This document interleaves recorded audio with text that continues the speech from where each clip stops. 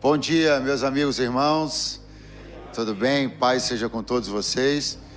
É engraçado dizer bom dia, né? Ontem eu estava pregando à noite num congresso de mulheres. Tinha umas 3.000 mulheres. Aí, paz do Senhor! Olha que bom dia!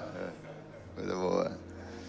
Gente, que prazer estar aqui com vocês. De verdade é uma alegria.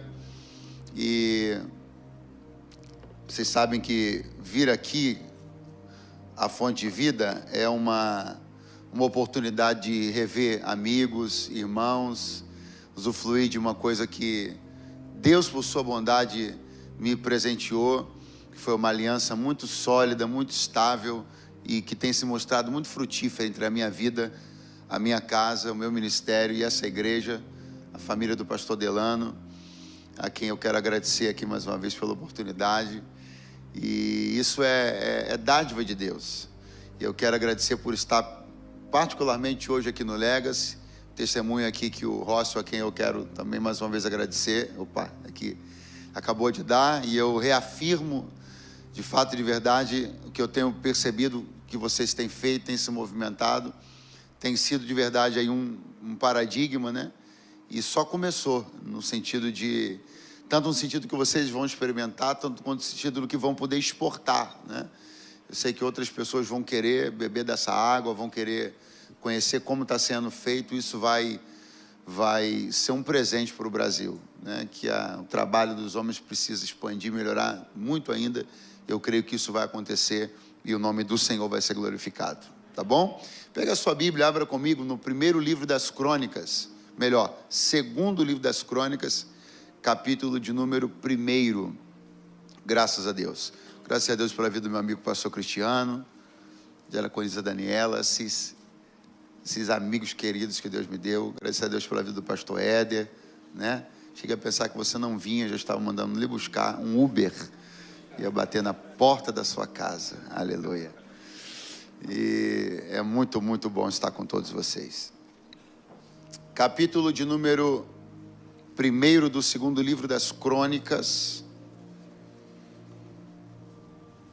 Segundo livro das Crônicas, capítulo 1,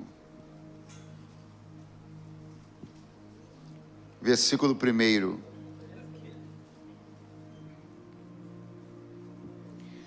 Quem encontrou aí? Diga: eu amo a Bíblia. Eu amo a Bíblia. Está escrito: Salomão, filho de Davi, fortaleceu-se no seu reino, e o Senhor seu Deus era com ele, e o engrandeceu sobremaneira.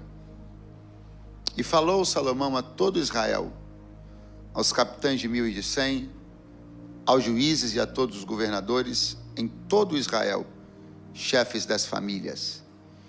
E foi Salomão e toda a congregação com ele, ao alto que estava em Gibeon, porque ali estava a tenda da congregação de Deus, que Moisés, servo do Senhor, tinha feito no deserto. Verso 13. Assim Salomão veio a Jerusalém, do alto que estava em Gibeon, de diante da tenda da congregação, e reinou sobre Israel. Quantos podem dizer amém? Amém. Podem sentar-se, por favor. Deixa eu pedir ao meu amigo que está lá.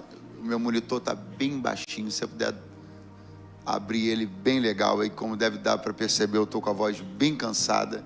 Você vai me ajudar muito, muito, muito. Deixa eu agradecer ao meu amigo. Não, e agradecer ao meu amigo do teclado. Falei: Senhor, o que é isso? É um anjo que está tocando?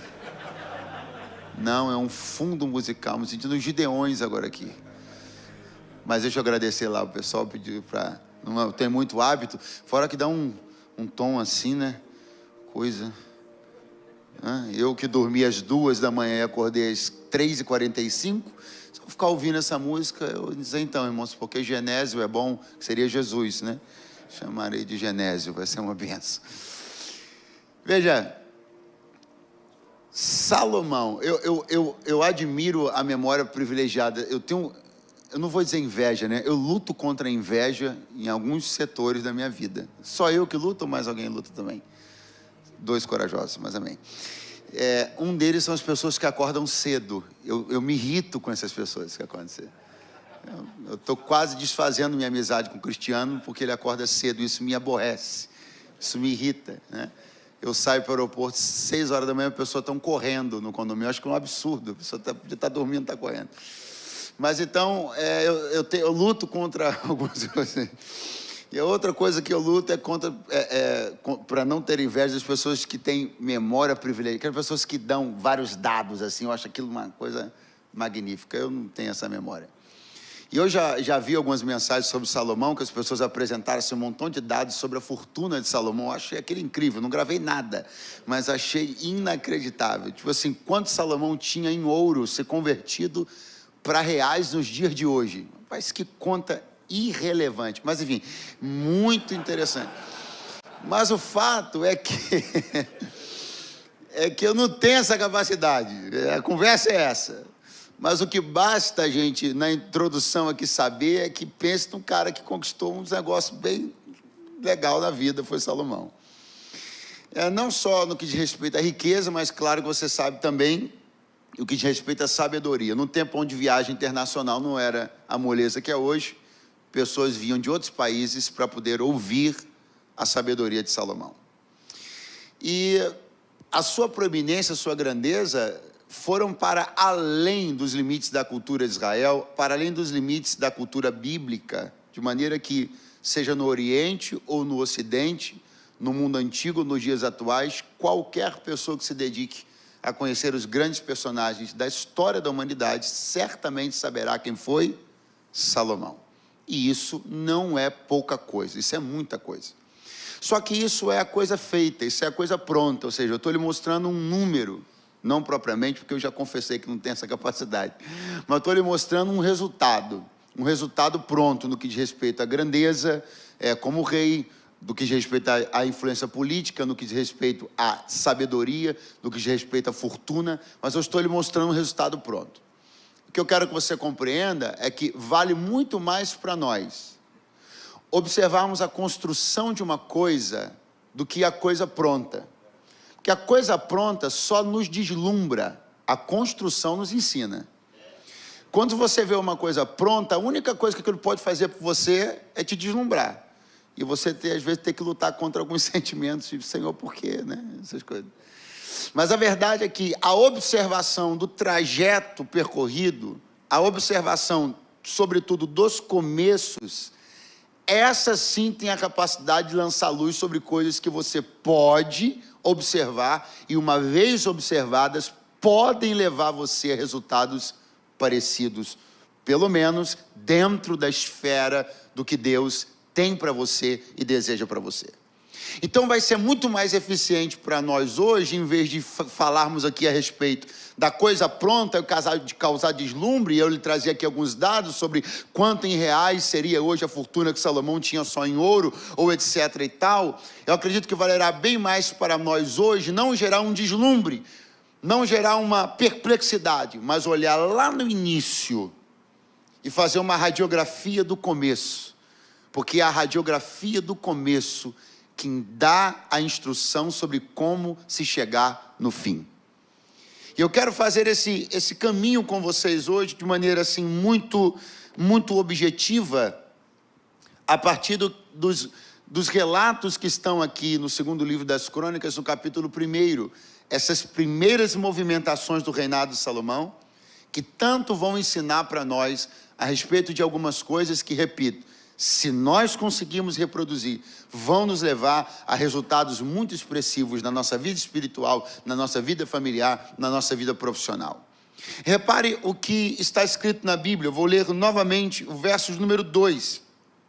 E falou Salomão. Eu paro no 2 aqui e vou para o 3. E foi Salomão. Pronto. E falou Salomão. E depois? Foi Salomão. Para você que tem essa cabeça boa que você tem aí, você já pegou. Eu sei que você já pegou o que eu quero dizer. Perceba o primeiro nível, o primeiro estágio das coisas. Em que campo estamos? Ele falou. E num outro momento, em que campo estamos? Ele agiu. Primeiro ele se dirige às pessoas, na prerrogativa de um rei, ele fala a todas as classes, a todas as autoridades, se comunica com todos, faz-se ouvido por todos. Mas não bastasse isso, no verso número 2, a Bíblia está dizendo que ele parte para uma atitude concreta, mas não é apenas uma atitude concreta qualquer.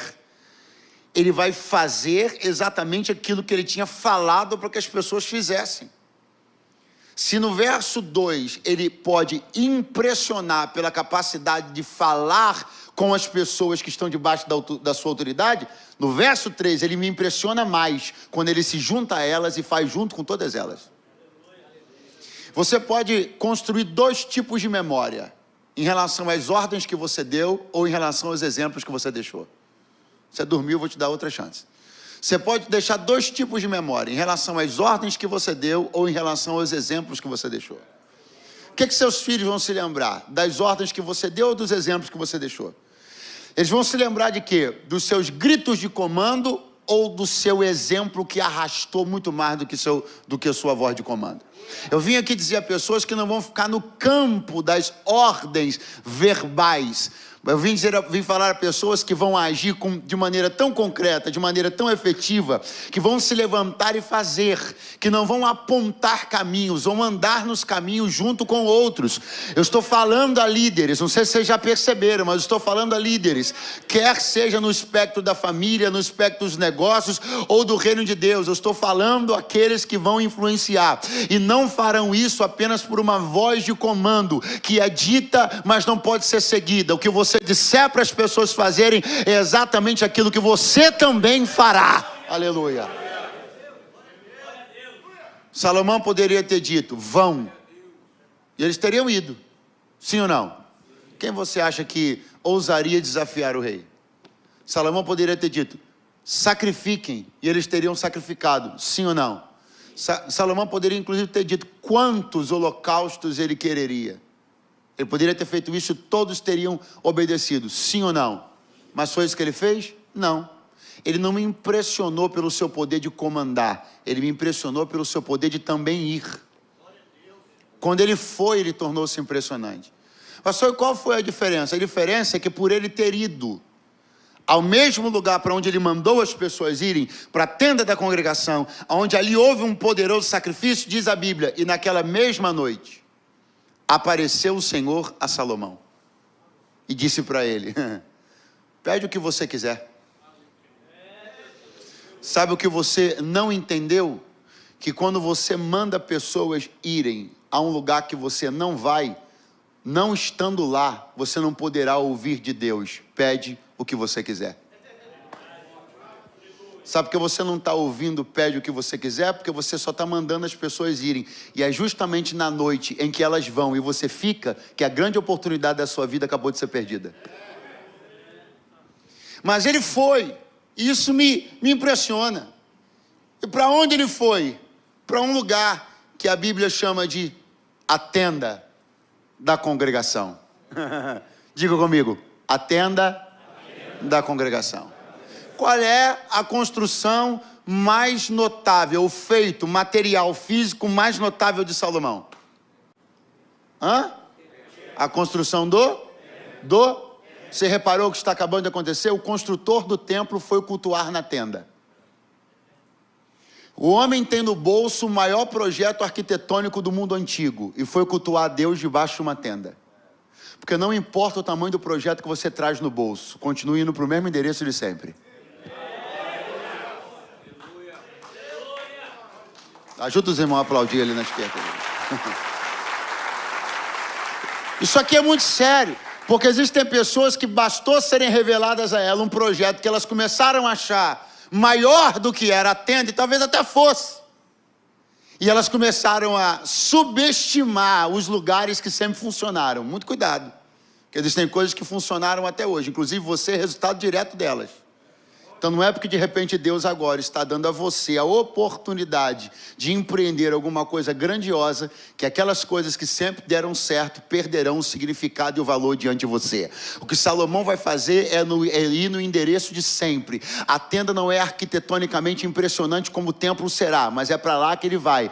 A tenda não é tão impressionante do ponto de vista da sua riqueza como o templo será, mas é para lá que ele vai. Ela é menor do que o templo, mas é para lá que ele vai. Ele tem um projeto grande, mas ele sabe que é um lugar onde o povo de Deus se congrega e onde Deus ainda fala. Eu tenho uma palavra de Deus para entregar. Não sei o que você anda ouvindo, não sei que tipo de influência você tem se permitido, né? Mas Deus me trouxe aqui para dizer: ainda há um lugar onde o meu povo se reúne, ainda há uma tenda de congregação, e não importa o tamanho do que você esteja por fazer, submeta todos os seus projetos, grandes, médios, extraordinários, seja o tamanho que for, submeta-os à autoridade que existe na tenda da congregação, porque aqui o Senhor ordena a vida e a bênção para sempre. Glória a Deus. O homem que construiu o templo foi cultuar a Deus na tenda. É uma visão que chega a ser estranha. Você imagina se alguém olhasse Salomão ali e soubesse, pudesse fazer um comparativo entre o tamanho do que ele estava por construir e o tamanho, a beleza, a estrutura improvisada, construída no deserto, que ele está debaixo ali prestando culto para Deus. Alguém diria: Salomão, esse lugar aí não te cabe mais. Salomão, o tamanho que você está chegando não cabe debaixo de uma tenda. Salomão, a grandeza do reino é tão promissora que não cabe debaixo dessa tenda.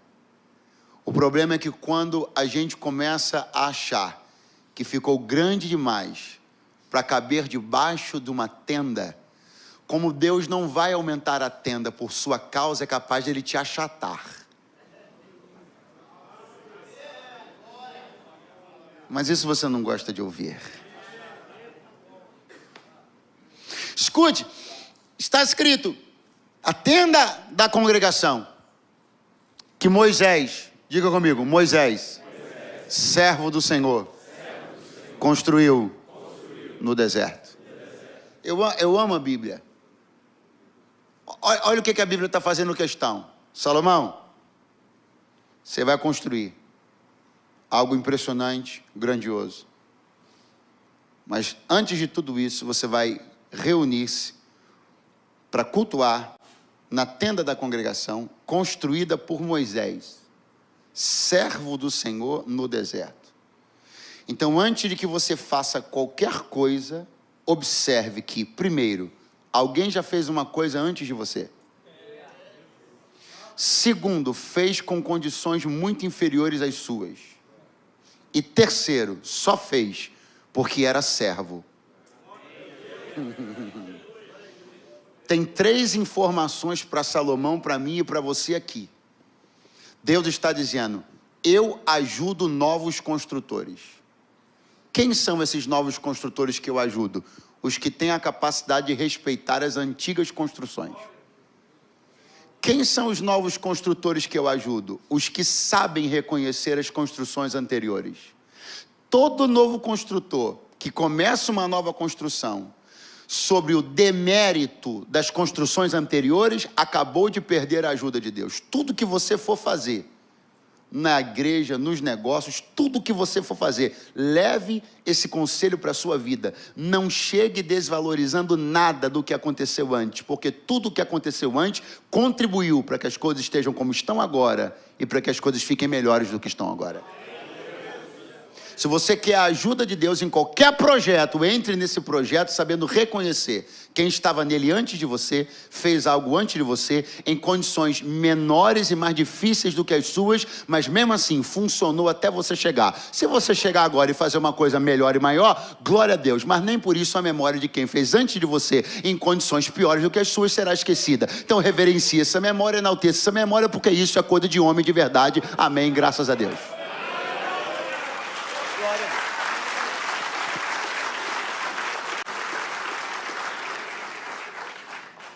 Sim ou não? Eu acho importantíssimo perceber que a Bíblia chama um homem cujos adjetivos poderosos não lhe faltariam. Cargos, credenciais não lhe faltariam. Por exemplo, a Bíblia poderia ter dito que Salomão foi na tenda da congregação, que Moisés, aquele com quem Deus falava face a face, construiu. Não. Por que não? Porque isso está muito longe. Eu poderia ler e dizer assim: eu não sou esse cara.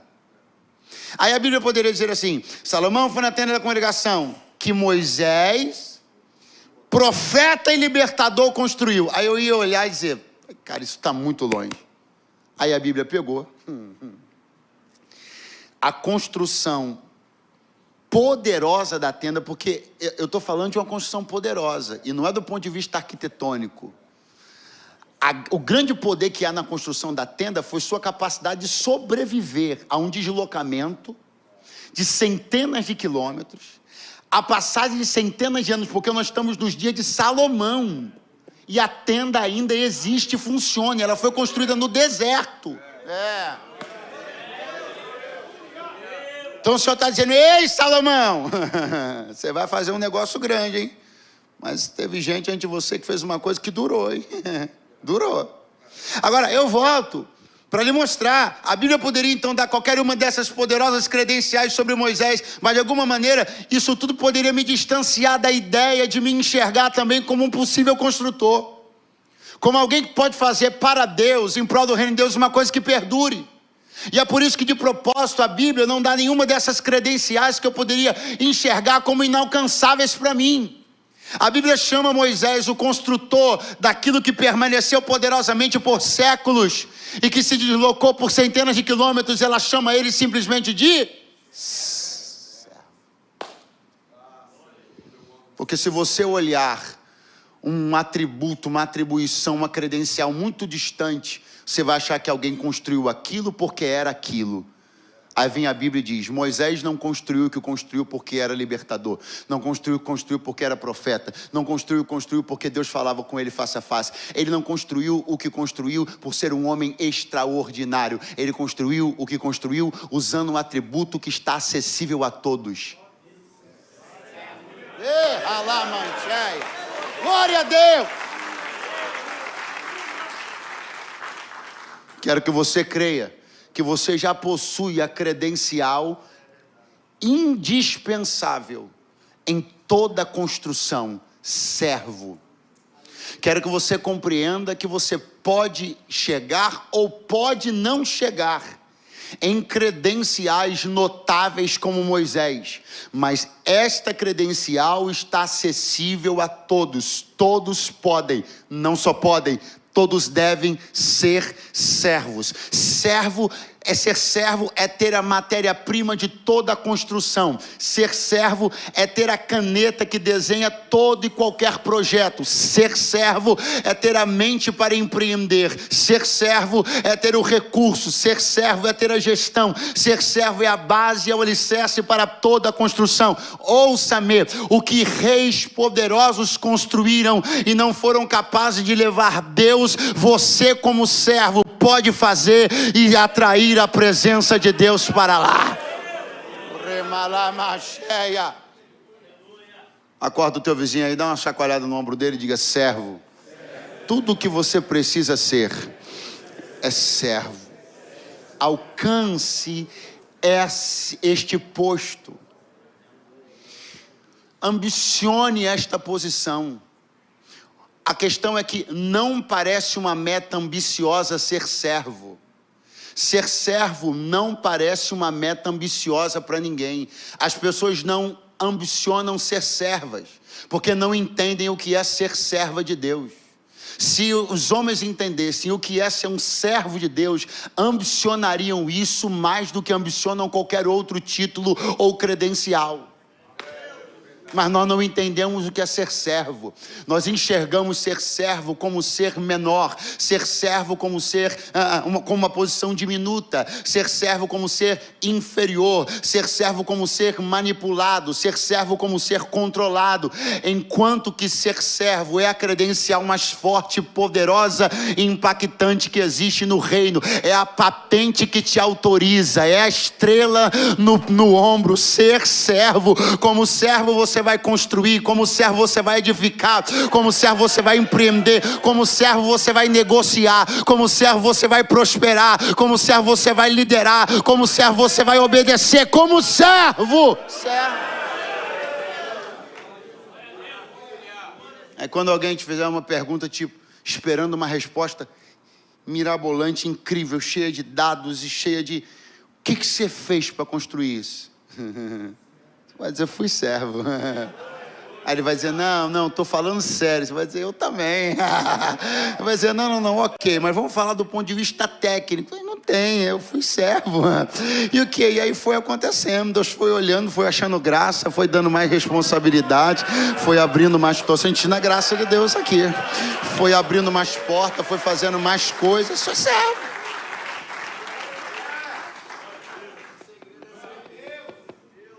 O que vai acontecer?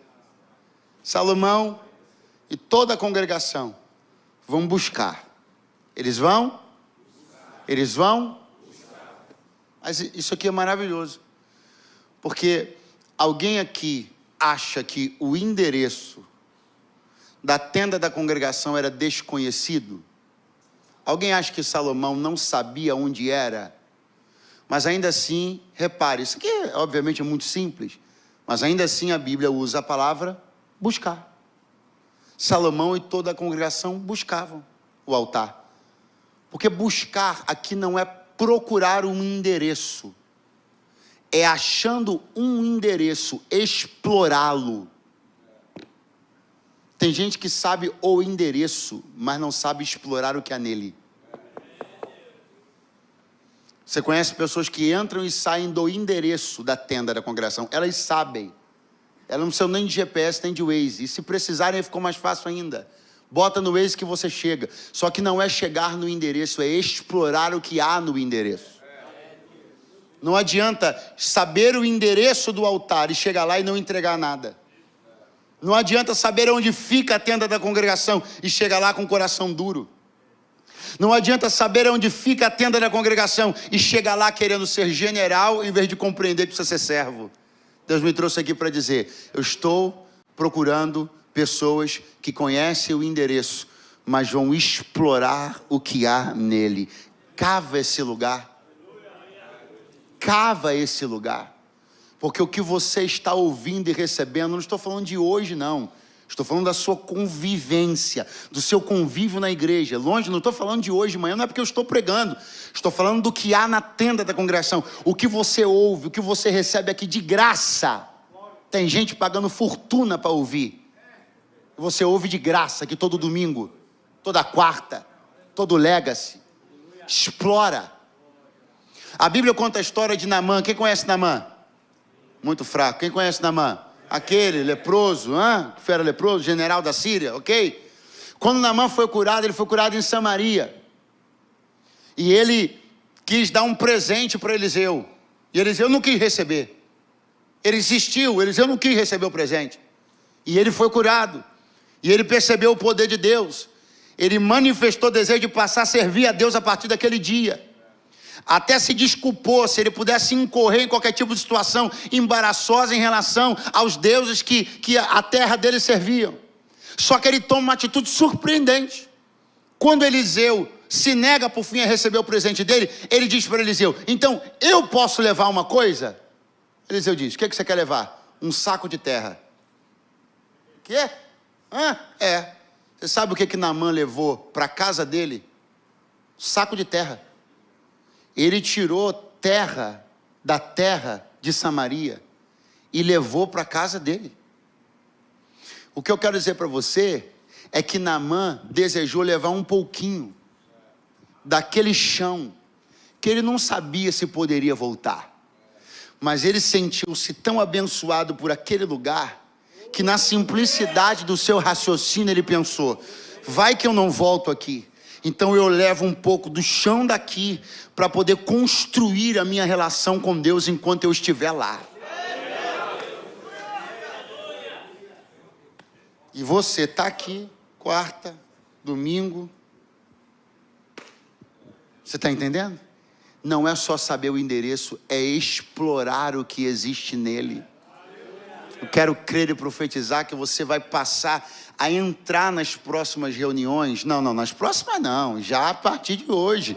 Você vai mudar a dinâmica da sua relação com este lugar. Não bastará você vir, você virá com uma santa inquietação que não vai cessar enquanto você não sentir-se saciado pelo que está aqui. Não é só achar o endereço, é explorar o que existe nele. E daí toda a graça, toda a unção, todo o conhecimento, toda a presença que estão disponíveis e acessíveis na tenda da congregação serão poderosamente liberadas sobre você. Aleluia!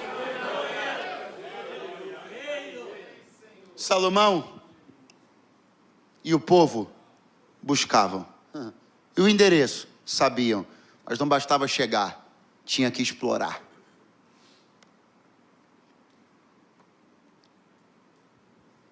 Agora, perceba, eu já não demoro muito. Onde Salomão está? Diga comigo, Gibeon. Muito fraco, diga Gibeon. Aonde estava a tenda da congregação. Eu quero que você redobre a sua atenção. Será necessário gastar uns 2 ou 3 minutinhos para explicar um episódio bíblico anterior a esse, para que nos conectemos com uma verdade muito importante. E daqui já não demoro para concluir. Houve um dia onde Davi tomou uma iniciativa, e esta iniciativa contrariou a vontade e o coração de Deus. Ele levantou um censo no meio do povo. Muitos aqui conhecem essa história. E mesmo que advertido por Joabe, ainda assim ele prossegue na sua ideia e levanta um censo. E isso foi para Deus uma afronta, de maneira que Deus deu para Davi alternativas de punição. Não deu alternativa de não ser punido, só de como ele queria ser punido. Muito inteligente. Ele falou: Senhor, eu prefiro ficar na tua mão. Na tua mão tem misericórdia. Não, eu quero ficar na tua mão, eu prefiro cair na tua mão. O Senhor é bom, o Senhor é misericordioso. Diz a Bíblia Sagrada que vem um anjo. Esse anjo se posiciona entre o céu e a terra. Ele sobrevoa Jerusalém com uma espada. Diz a Bíblia que centenas caem mortos naquele dia. Desesperado. Davi vai sacrificar a Deus. E vai apresentar uma oração diante do Senhor. Ele faz esta oração. Ele sacrifica para Deus. Mas a Bíblia apresenta uma questão. Por que Davi vai sacrificar ali, na eira de Araúna? Porque, segundo diz a Bíblia, ele desenvolveu um pânico. Ele estava tão amedrontado por conta do anjo que estava posicionado entre o céu e a terra, que o lugar para onde ele deveria ir, que é o alto de Gibeon, esse lugar aqui, onde Salomão está agora, diz a Bíblia que ele temia. Ele tinha medo de ir lá. Diz a Bíblia nessas palavras: e não podia, diga comigo, não podia, ir Davi. E não podia. Por quê? Assombrado, temorizado, aterrorizado. Eu quero que você compreenda o que aconteceu. Davi, pai de Salomão, antecessor de Salomão no reino, desenvolveu naquele momento uma relação de medo e de fuga em relação ao altar de Gibeon. Está na Bíblia. Aí vem Salomão. E qual é a primeira coisa que ele faz no seu reino? Ele vai exatamente lá. Exatamente naquele lugar em que seu pai desenvolveu pânico. Temor. Não um temor saudável, mas uma espécie de terror, na verdade. A ponto de não poder ir. O que Salomão faz? É lá que ele vai. Por só para poder fazer uma coisa e dizer assim, foi diferente? Foi contrária? Foi antagônica? Não. É porque o endereço é lá. O lugar a se ir é lá. O lugar a se buscar é lá. Ah, mas alguém não está indo. Ah, mas alguém desenvolveu essa ou aquela relação. Ah, mas alguém parou de ir. O endereço é lá. Me preocuparia qualquer pessoa que estivesse na Bíblia, que eu estivesse lendo, que desenvolveu um pânico de ir no altar. E que não conseguiu ir. Mas quando eu vejo que esta pessoa é Davi, eu fico mais preocupado. Porque dependendo do raio de atuação e de exemplo que uma pessoa tem, suas atitudes, os lugares que ela vai ou os que ela deixa de ir, tem a capacidade de influenciar milhares, milhões. Sabe o que muito me preocupa? É que muitos deixaram de ir no altar por suas experiências particulares e transformaram suas experiências de desistência e terror no altar em teologias de desistência geral. Pastor, não entendi. Vai entender agora. Gente que teve problemas com o altar. Pessoas que se relacionaram equivocadamente com o altar. Pessoas que, em função das decisões que tomaram, pecados que cometeram, foram impedidos, ou melhor, sentiram-se impedidos de ir ao altar. E agora, elas criam teologias de desencorajamento para outros. Quando na verdade elas só não vão por suas experiências particulares, mas como não têm coragem de dizer, eu não vou pelo meu pecado, elas querem desencorajar você a vir também. Eu tenho algo muito sério para dizer hoje aqui, cuidado. Cuidado com o vídeo que circula no YouTube, cuidado com pseudos intelectuais do Evangelho, cuidado com os pseudo-intelectuais teólogos com óculos bonitos, pernas cruzadas e bibliotecas no fundo. Deus me trouxe aqui para dizer, ainda existe um único endereço. Ainda existe um único endereço. Glória a Deus. É lamentável. É lamentável que pessoas que desenvolveram lindas histórias com o altar nessa nação, pessoas que desenvolveram poderosas histórias com o altar nessa nação, hoje prestem um desserviço para o altar. E tudo isso por uma única razão, suas experiências pessoais, particulares. Mas cadê que não tem peito para olhar na câmera do YouTube e dizer, eu não posso mais ir no altar? Quem não pode sou eu, porque eu me sinto desconfortável, porque eu não quero viver o que o Evangelho propõe, porque eu sou um insubordinado, porque eu sou um insubmisso. Não, então é mais fácil criar uma teologia para olhar na câmera, para mim que estou do outro lado e dizer, não vá, não precisa, para quê? Desnecessário, são frouxos. Se fossem homens, diriam que quem deixou de ir foram eles, pela fraqueza deles e pecado deles, e nos deixariam em paz, continuando no mesmo altar, no mesmo Deus, na mesma fé e no mesmo Evangelho.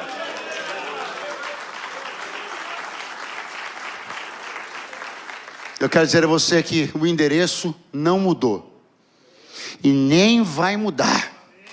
Lugar de comunhão, de vida e de graça ainda é aqui. Lugar de liberações de portas abertas ainda é aqui. Lugar onde são solucionadas as questões mais complexas da vida humana ainda é aqui. Lugar de restauração ainda é aqui.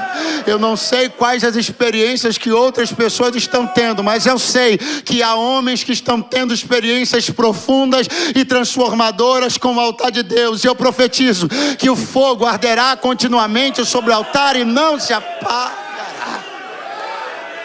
Levanta suas mãos por alguns segundos, meu querido, abre isso aqui no nome do Cordeiro. Levanta suas mãos por alguns segundos. E se você compreende, se você discerne, se você entende o que você está fazendo aqui, onde você está, a grandeza desse lugar e a grandeza desse momento, tira 10 segundos para você dizer glória a Deus e aleluia. Enquanto o pessoal da banda vem subindo, diga glória a Deus e aleluia. Glória a Deus e aleluia!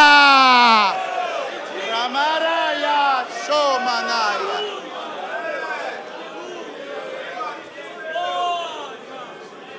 Eu preciso advertir a você que os maus exemplos não vão diminuir, eles vão aumentar. Vou advertir de novo. Os maus exemplos não vão diminuir, eles vão aumentar. Eu preciso dizer uma outra coisa. Cada vez mais pessoas notáveis vão começar a dar mau exemplo. Pastor, que profecia desgracenta. Não, se você acha desgracenta, é profecia bíblica. Até muitos dos escolhidos seriam enganados, está na Bíblia. Falsos profetas. Então aguça o seu ouvido porque eu estou dizendo. Cada dia mais, até mesmo mais e mais pessoas notáveis, membros notáveis da comunidade evangélica brasileira vão começar a desencorajar pessoas a irem ao altar. Vão começar a relativizar a necessidade de estar nesse endereço. Vão começar a questionar a necessidade de se colocar debaixo de autoridades espirituais, porque elas não querem fazer isso. Então é mais fácil para elas criarem uma suposta teologia que comprove isso do que assumirem que elas têm dificuldade com isso. Você acha que estamos no ponto final? Nada, vai ficar pior. Vai ter gente criando teologia para tudo quanto é tipo de besteira. Vai ter gente abrindo Bíblia para tentar comprovar todo tipo de loucura, todo tipo de absurdo. Aquilo que é pilar hoje, vai ser questionado amanhã. Aquilo que hoje para nós é assim, não, peraí, isso aí, pelo amor de Deus, espera. Você vai ver gente abrindo Bíblia, não é abrindo ao Corão não, é abrindo Bíblia, mandando outros abrirem a Bíblia, e criando todo tipo de heresia, e todo tipo de teologia falsa, para subsidiar todo tipo de loucura, porque na verdade o que elas querem é não transparecerem que são transgressoras de uma lei, então elas criam uma outra. Fica de pé do teu lugar nessa noite. Mas Deus está guardando um povo. Se eu fosse você eu tinha dado uma glória mais forte. Deus está guardando um povo. Qual é o perfil desse povo, pastor? Está na Bíblia: zeloso e de boas obras. Pastor, o que significa ser zeloso? Ser atento. O que significa ser zeloso? Ser cuidadoso.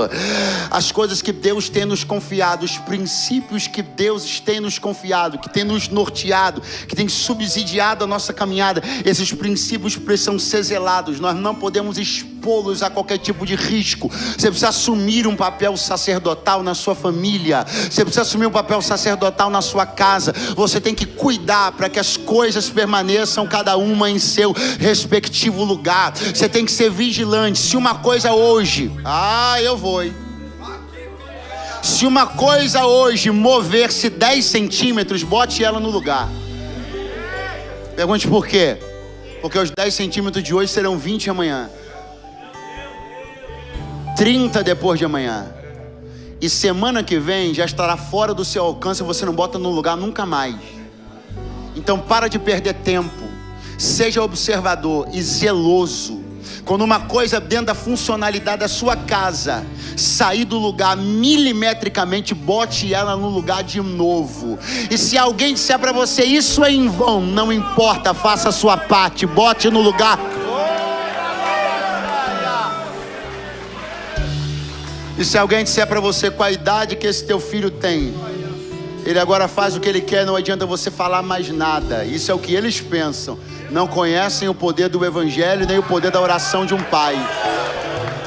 Continue pregando, continue ensinando, continue admoestando, continue corrigindo, continue colocando cada coisa no seu devido lugar, ainda que movida milimetricamente. Eu não vou esperar que saia do meu controle para eu puxar no lugar. Se triscar, eu estou botando no lugar de volta. Se correr, eu estou colocando no lugar de volta.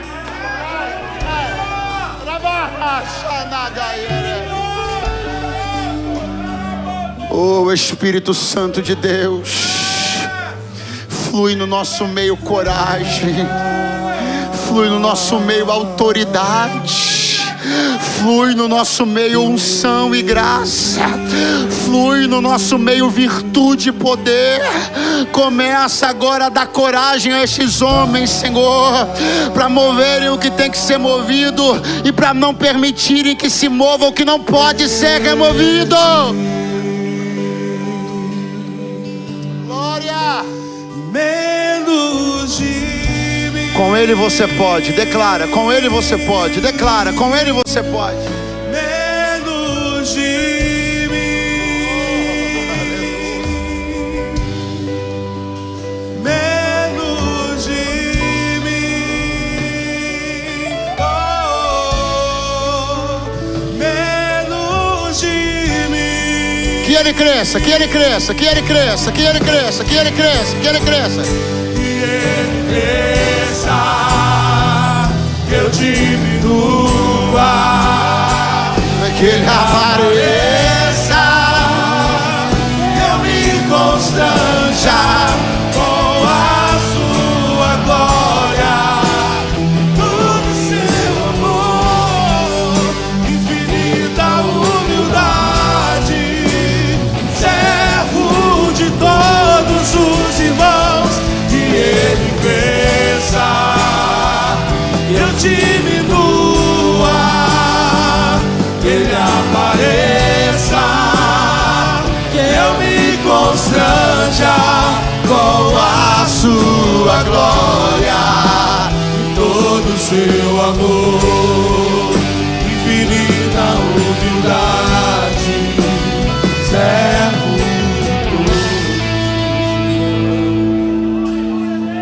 de Pai amado, aqui estão homens esta manhã.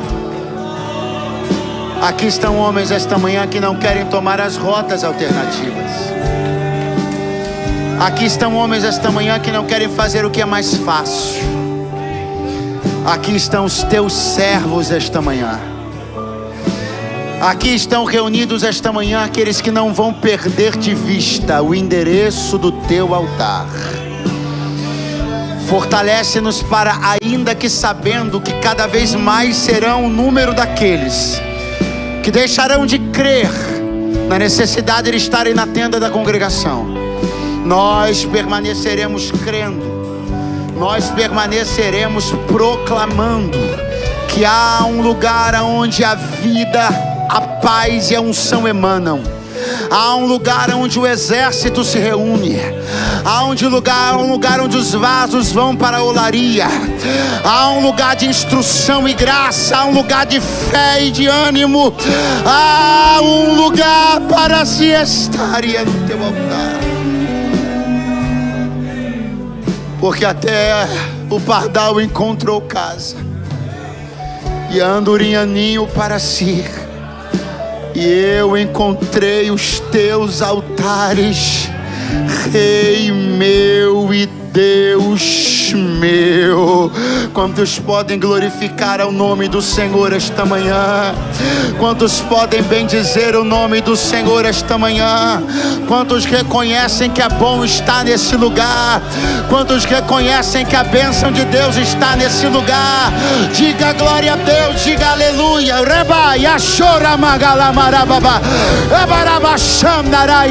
Seja renovado pela presença do Espírito Santo. Seja edificado pela presença do Espírito Santo. Deus está aqui. Deus diminua, que Ele apareça, que eu me constranja com a sua glória e todo o seu amor, infinita humildade, servo de todos os irmãos. Que Ele cresça, eu diminua, Ele apareça, eu me constranja com a sua glória e todo o seu amor, infinita humildade, servo de todos os irmãos.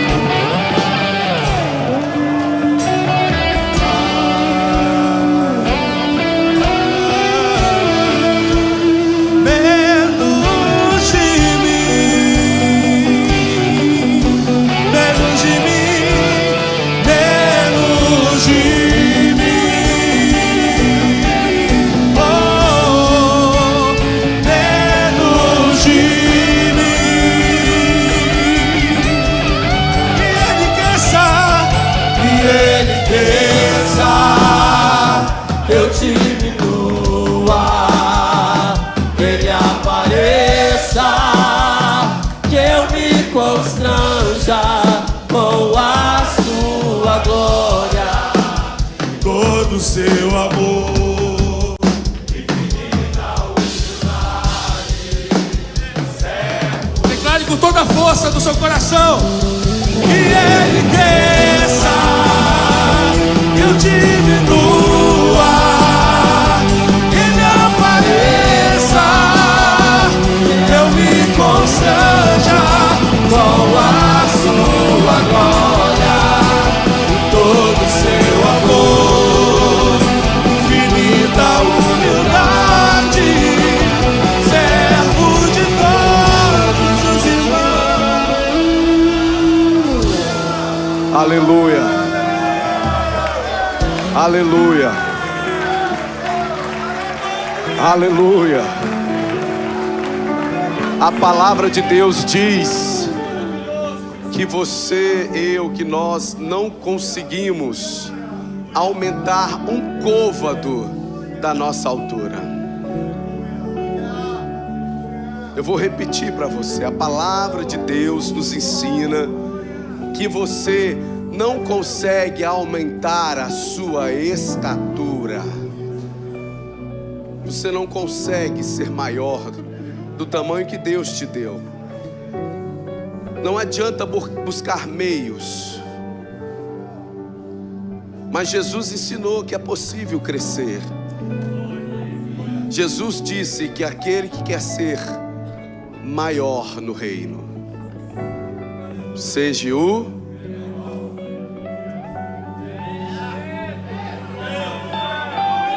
Aí você troca a Bíblia, que é o que é ensinado no endereço, para buscar outra coisa. Em vez de crescer, você está diminuindo. Mas quando no endereço você aprende a diminuir, você cresce. E não tem, tudo tem um gênesis, tudo tem um princípio. E o princípio dessa jornada é se entregando àquele que é maior do que nós. A gente louvou que Ele cresça. A gente também não consegue aumentar Ele nada, porque Ele já é imensurável. Começa se entregando a Ele. É o maior ato de grandeza do homem, é se entregar a Cristo. É o maior ato de grandeza do homem, é se entregar a Jesus, se arrepender dos seus pecados, confessar a Cristo como único e suficiente Salvador. Porventura tem algum homem aqui, porque tem que ser homem para isso, que quer entregar a sua vida ao Senhor Jesus, que quer retornar para a presença do Senhor Jesus nessa manhã? Levante a sua mão bem alto e eu vou orar por vocês. Tem alguém aqui? Eu nunca vou furtar o seu direito de restaurar sua aliança com Jesus. Eu conheço 99% dos homens aqui, mas eu não vou furtar o seu direito, porque no endereço, no altar é isso. Tem alguém que quer retornar para a presença de Jesus essa manhã? Tem alguém que quer entregar a sua vida para Jesus? Levante a sua mão bem alto, para que eu possa ver e possa orar com você. Amém. Vamos orar. Pastor Éder, nós acabamos de receber uma oferta missionária que foi deixada no altar aqui, ó, para a Ucrânia. Porque aqui tem essa regra. Feche os seus olhos, abraça o irmão que está do seu lado. Eu sirvo gente, eu não sirvo. Eu sirvo gente.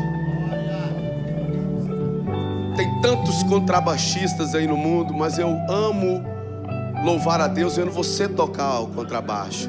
Não é o cara de outro lugar. Tem tanta gente que toca bateria em tanto lugar, mas eu amo louvar a Deus com quem toca a bateria no meu endereço. Tem tanto adorador bonito, top e tal, mas eu gosto de ouvir quem adora o meu endereço. Tem tanto pregador, tanto mais gosto de ouvir quem prega o endereço. É ele que eu amo ouvir. Eu sirvo gente. Eu tenho cheiro de ovelha. Você tem que ter cheiro de gente, irmão, cheiro de ovelha. Vamos orar juntos. Senhor Jesus, nessa manhã maravilhosa, ah, meu Senhor, como o Senhor responde, como o Senhor responde.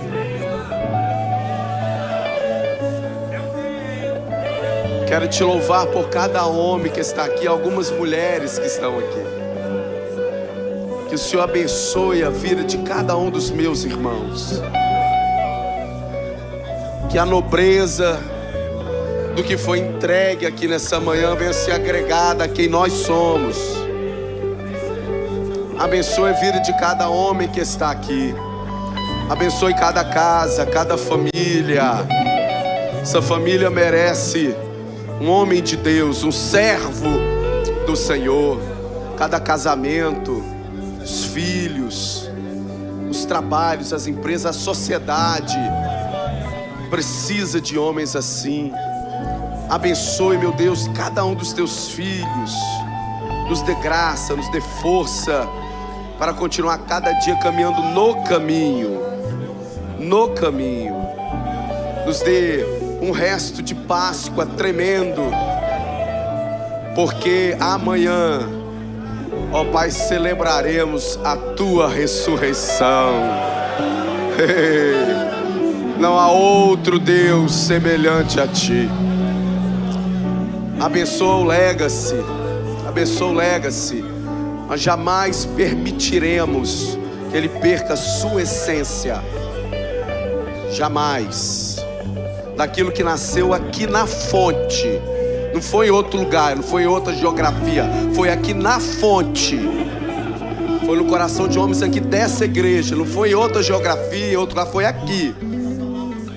E daqui vai jorrar para tantos lugares, para ser bênção na vida de tanta gente. Assim eu oro, Pai, em nome do Senhor Jesus. E a igreja diz: continue abraçado. Continue abraçado. Você tem que acostumar com gente. Você tem que acostumar com gente. Nós estamos aqui para cuidar de gente. Não é de mouse, não é de instrumento musical, é de gente. Que o grande amor de Deus, que a graça do nosso Senhor e do nosso Salvador Jesus Cristo, e as mais ricas e doces consolações do Espírito Santo de Deus esteja sobre a sua preciosa vida. E os irmãos que aguardam a vinda do Senhor Jesus, digam amém. Amém. Diga para ele: olha o endereço, se perde não, hein?